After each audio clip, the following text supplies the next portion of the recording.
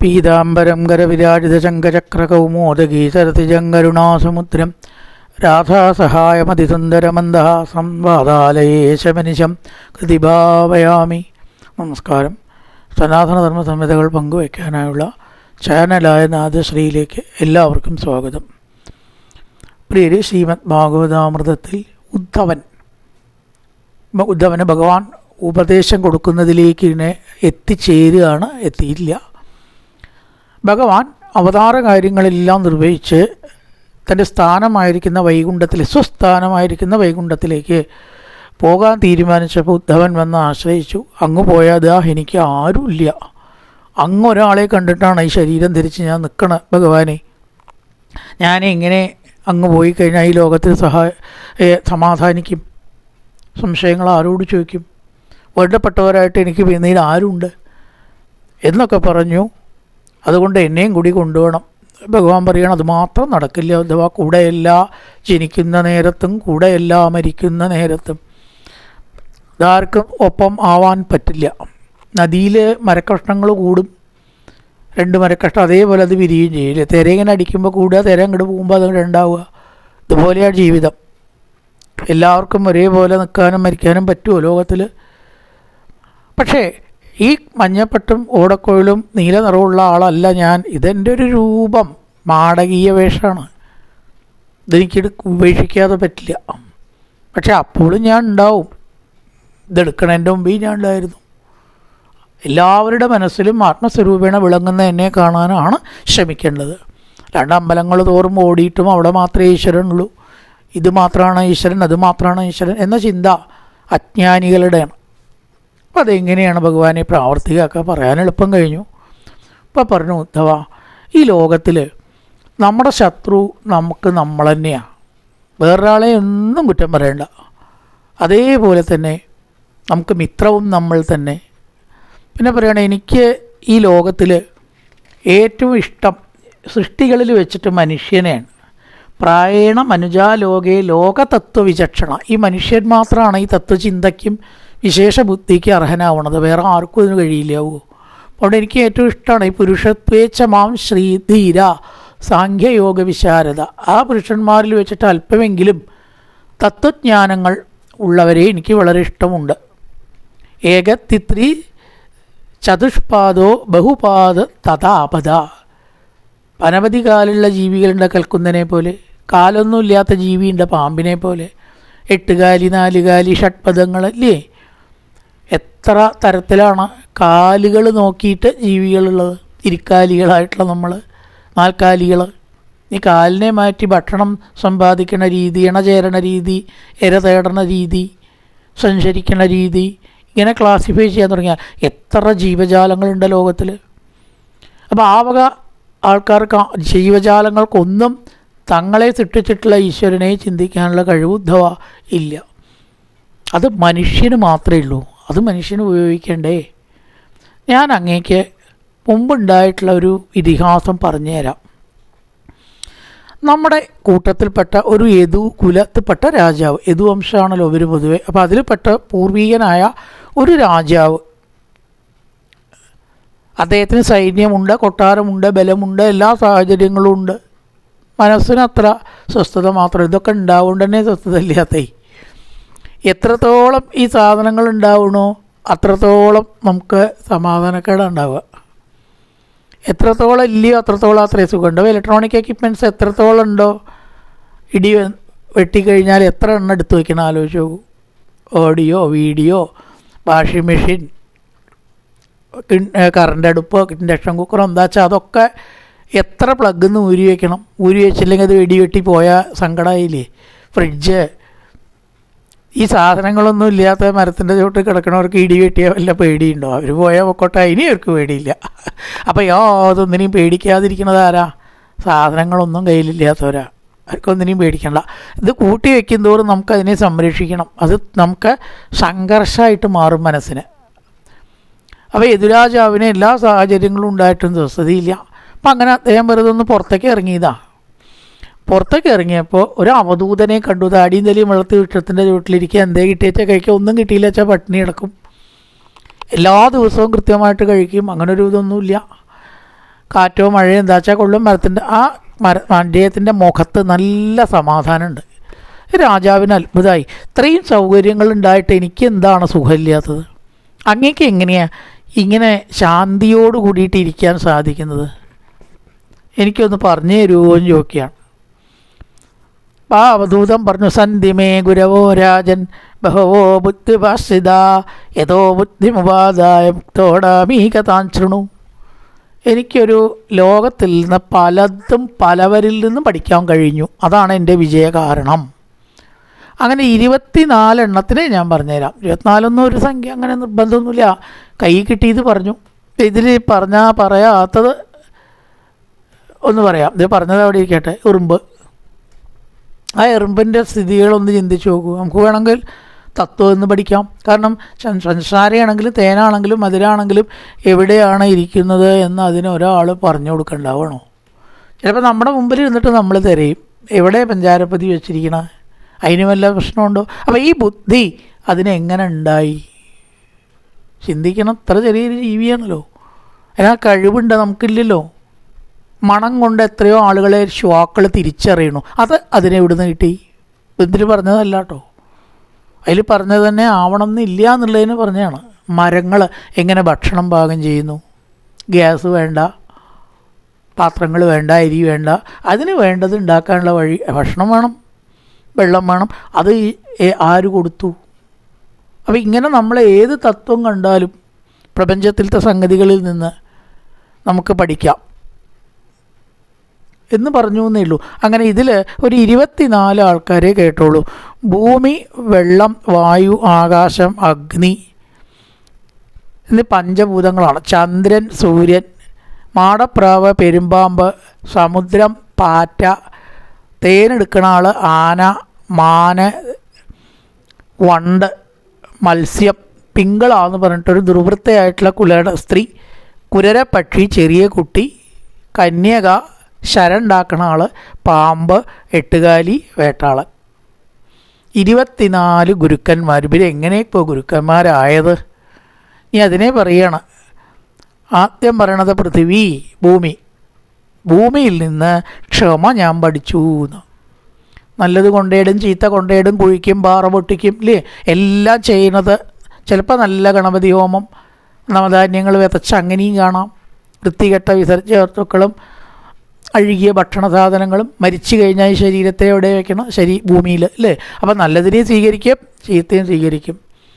മരിച്ച ശരീരമൊന്നും ഇങ്ങോട്ട് കൊണ്ടുവരണ്ടാന്ന് ഭൂമി പറഞ്ഞാൽ എല്ലാവരും കുടുങ്ങിയില്ലേ? എത്ര ആളെ ഒരു ദിവസം. അപ്പം അത്തരം ആത്മവിചാരമുള്ള ഒരാൾ നല്ലതിനെയും ചീത്തയും ഒരേപോലെ കാണണം. ഭൂമിയിൽ തിന്മയുണ്ടാവും, ചീത്ത ആൾക്കാരുണ്ടാവും. അത് കാണുമ്പോൾ പരിഭ്രമിക്കുക, അവരെ കുറ്റം പറയുക, നമ്മൾ കുറേ ശ്രേഷ്ഠരാണെന്ന് നടിക്കുക. അതിൻ്റെ ആവശ്യമില്ല. ആത്മജ്ഞാനികളത് ചെയ്യണില്ല. കാരണം അവരെ അങ്ങനെ ചെയ്യണത് അവരുടെ വാസനയാണ്. ആ വാസന ആരാ സൃഷ്ടിക്കണ? ഈശ്വരൻ. ചീത്ത സൃഷ്ടിക്കണത് ആരാ? ഈശ്വരൻ. നല്ലത് സൃഷ്ടിക്കണ ആരാ? ഈശ്വരൻ. ഈ ചീത്ത ഉണ്ടാക്കിയതും ഈശ്വരനാണ്. അപ്പം നമുക്കതിൽ കയ്യൊന്നുമില്ല, ഇല്ലാണ്ടേക്കണം. എല്ലാവരും നന്നാവണം. അപ്പോൾ ലോകമുണ്ടോ? അത് നമ്മളല്ലല്ലോ ലോകം ഉണ്ടാക്കിയിരിക്കണം. എന്നാൽ ശരി. അപ്പോൾ ദൈവത്തിൻ്റെ നിശ്ചയപ്രകാരം ഇവിടെ ഒരുപാട് തിന്മകളുണ്ടാവും, നന്മകളുണ്ട്.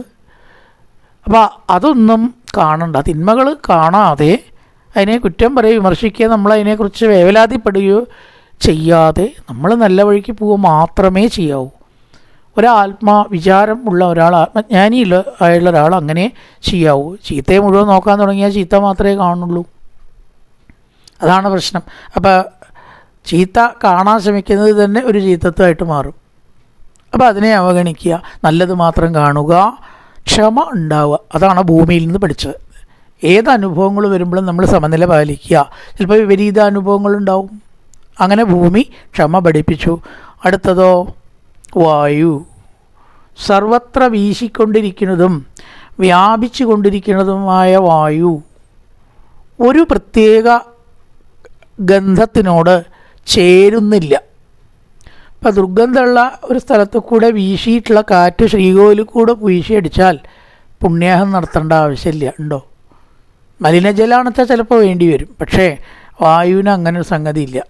ഒരു വസ്തുവിനും അശുദ്ധമാക്കാൻ പറ്റാത്ത 2 കാര്യം ലോകത്തിലുള്ളൂ. ഒന്ന് അഗ്നി, പിന്നൊന്ന് വായു. താമരപ്പൂവ്, സുഗന്ധപൂവ്, ഒക്കെ തുളസി ഇതിൽ കൂടെയൊക്കെ വീശുമ്പോൾ സുഗന്ധം ഉണ്ടാവും. പക്ഷെ ആ സുഗന്ധം വായുവിൽ തങ്ങി നിൽക്കണില്ല. ദുർഗന്ധമായാലും സുഗന്ധമായാലും വായു അത് തങ്ങി നിൽക്കുന്നില്ല. കുറച്ച് കഴിഞ്ഞാൽ അതില്ലാണ്ടാവും. ഇതുപോലെ നല്ലതായാലും ചീത്തയായാലും ഭൂമി എന്ന് പറഞ്ഞ പോലെ നമ്മളൊന്നിനെയും ഒട്ടലോ ബന്ധമോ വേണ്ട. ആസക്തി ഇല്ലാതെ സഞ്ചരിക്കുക, ഒന്നിനോടും ഒട്ടിപ്പിടിക്കാതെ നിസ്സംഗമായിട്ട് സഞ്ചരിക്കാൻ കഴിയണം എന്ന് വായു പഠിപ്പിക്കുന്നു. ഈ മൂന്നാമതാണ് ആകാശം. ആകാശം എന്ന് പറഞ്ഞാൽ ഒഴിഞ്ഞ സ്ഥലം എന്നാണ് അർത്ഥം. ആദ്യം അതിൻ്റെ അർത്ഥം മനസ്സിലാക്കണം. മുകളിൽ കാണുന്ന ആ ഒരു സംഗതി അല്ല ഇവിടെ ആകാശം എന്ന് പറഞ്ഞാൽ. കുടത്തിൻ്റെ ഉള്ളിലൊന്നുമില്ല വെച്ചാൽ അതിനെ ഘടാകാശം എന്ന് പറയും. പുറത്തൊന്നുമില്ല വെച്ചാൽ അതിനെ പടാകാശം എന്ന് പറയും. ഒന്നുമില്ലായ്മയാണ് ആകാശം. അപ്പോൾ ഈ കുടത്തിൻ്റെ ഉള്ളിലുള്ളത് ഘടാകാശവും കുടത്തിൻ്റെ പുറത്തുള്ളത് പടാകാശവും. ഈ ഘടാകാശവും പടാകാശവും തമ്മിലുള്ള വ്യത്യാസം ഉണ്ടാവാൻ എന്താണ് കാരണം? കുടം എന്ന സംഗതിയാണ്. കുടാണ്ട് പൊട്ടിയാലോ?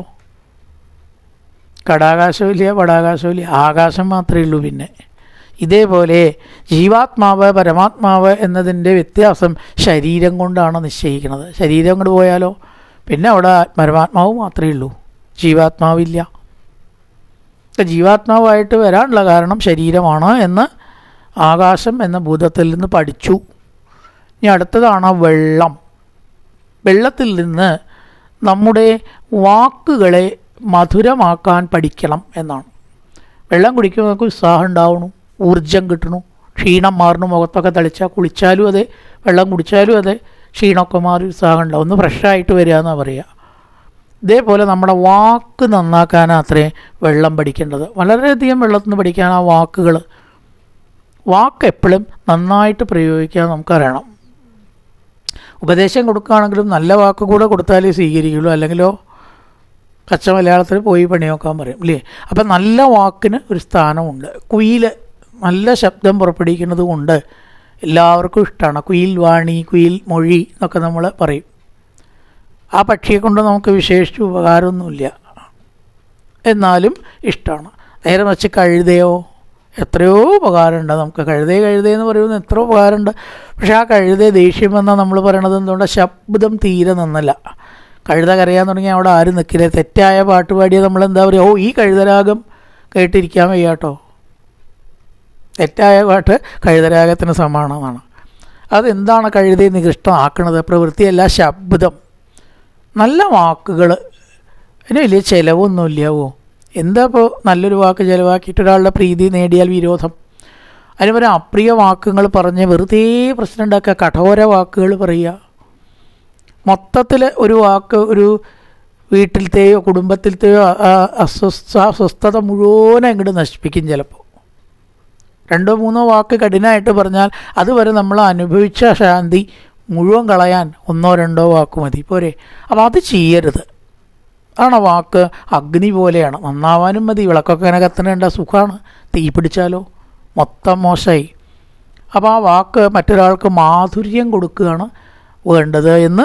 വെള്ളത്തിന് പൊതുവേ ചെറുതായിട്ടൊരു മാധുര്യം ഉണ്ടാവും നല്ല വെള്ളത്തിന് എന്നാണ്. ഇത് നെല്ലിക്ക തിന്നാൽ നമുക്ക് അനുഭവപ്പെടും.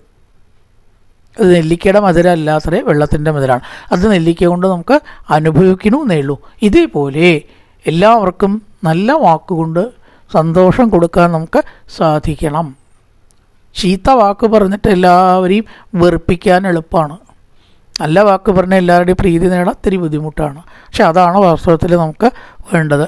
ഇപ്പോൾ ഭൂമി, വായു, ആകാശം, വെള്ളം, പഞ്ചഭൂതങ്ങൾ. അടുത്തതായിട്ട് അഗ്നി. പഞ്ചഭൂതങ്ങളുടെ അവസാനമാണ് അഗ്നി. അഗ്നി നമ്മളെങ്ങനെ കത്തിക്കുക നോക്കണം, അതേപോലെയാണ് കത്തുക. അതായത് വിളക്കിൽ കത്തുമ്പോൾ വിളക്കിൻ്റെ ആകൃതി, പന്തത്തിൽ കത്തുമ്പോൾ പന്തത്തിൻ്റെ ആകൃതി, അടുപ്പിൽ കത്തുമ്പോൾ അടുപ്പിൻ്റെ ആകൃതി. ചൂട്ടായിട്ട് കത്തിച്ചാലോ ചൂട്ടിൻ്റെ ആകൃതിയാവും അല്ലേ. പക്ഷെ അഗ്നിക്കായിട്ട് ഒരു ആകൃതി ഉണ്ടോ? അഗ്നി ആകൃതി എന്ന് പറയണതില്ല. ഏത് വസ്തുവിനെ ആശ്രയിച്ചിട്ടാണ് നിൽക്കുന്നത് അതിൻ്റെ ആകൃതി ആവും അഗ്നിക്ക്. പന്തം കത്തിക്കുമ്പോൾ അതിൻ്റെ രീതിയിൽ, ഗ്യാസ് സ്റ്റവിൽ കത്തുമ്പോൾ അതിൻ്റെ രീതിയിൽ, നിലവിളക്ക് കത്തുമ്പോൾ അതിൻ്റെ രീതിയിൽ, ചപ്പ് ചവറ് കൂട്ടിയിട്ട് കത്തിക്കുമ്പോൾ അങ്ങനത്തെ ഒരാകൃതിയിൽ. ഇതേപോലെ ഭഗവാനാകുന്ന ആത്മാവ് എല്ലാ ശരീരത്തിലും ഉപാധിക്കനുസരിച്ചിട്ടാണ് പ്രകാശിക്കുക. ശ്വാവിലാവുമ്പോൾ ബൗ ബൗ എന്ന് കുരയ്ക്കും, ആനയിലാവുമ്പോൾ ചിഹ്നം വിളിക്കും, പൂച്ചയിലാവുമ്പോൾ മിയോ എന്ന് പറയും, മനുഷ്യരിലാവുമ്പോൾ മനുഷ്യനെ പോലെയാവും. ഏത് ശരീരത്തിലാണ് നിൽക്കുന്നത് അതനുസരിച്ചിട്ടായിരിക്കും ആത്മാവിൻ്റെ പ്രകാശം ഉണ്ടാവുക. ഇതൊന്നും ആത്മാവിന് സത്യത്തിൽ ബാധകമല്ല. അഗ്നിയെ പോലെ നീണ്ടിട്ടും പുരണ്ടിട്ടും പല ആകൃതിയിലെ അഗ്നി കത്തണം നമുക്ക് കാണാം ഇല്ലേ. ഇനി പറയുകയാണ് അടുത്ത രണ്ട് കാര്യങ്ങൾ.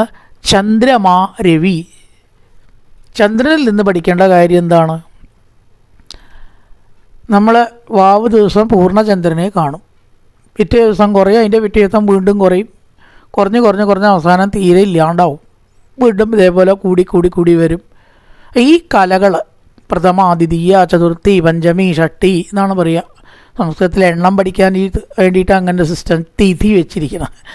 ചതുർത്ഥി എന്ന് പറഞ്ഞാൽ 4-ാമത്തെ ദിവസം, പഞ്ചമി പറഞ്ഞാൽ 5-ാമത്തെ ദിവസം. പക്ഷേ വാസ്തവത്തിൽ ചന്ദ്രൻ്റെ ഈ വൃദ്ധിക്ഷയങ്ങൾ ചന്ദ്രനല്ല എന്നതാണ് ശരി അല്ലേ. അതിൽ വീഴുന്ന നിഴലിനനുസരിച്ചിട്ടാണ് ചന്ദ്രൻ ചെറുതാവുന്നതും വലുതാവുന്നതും. ഇതിൽ നിന്നെന്ത് പഠിക്കാം? ബാല്യം, കൗമാരം, യൗവനം, വാർദ്ധക്യം, ഈ അവസ്ഥകൾ ശരീരത്തിനേ ഉള്ളൂ. ആത്മാവ് വയസ്സാവണില്ല, ചെറുപ്പമല്ല, കുമാരനല്ല, വൃദ്ധനും അല്ല. ഈ ഒരു ഭാവവും ആത്മാവിനില്ല എന്നത് ചന്ദ്രനിൽ നിന്ന് പഠിച്ചു എന്ന് അവധൂതനായിട്ടുള്ള ആൾ പറയുകയാണ്. സൂര്യനിൽ നിന്നോ? കുറേ പാത്രത്തിൽ വെള്ളം വെച്ചാൽ അല്ലെങ്കിൽ കുളത്തിലോ കിണറിലോ സൂര്യൻ്റെ നിഴലുണ്ടാവും. അത് വിചാരിച്ചിട്ട് സൂര്യനൊന്നേ ഉള്ളൂ, പലതുണ്ടോ?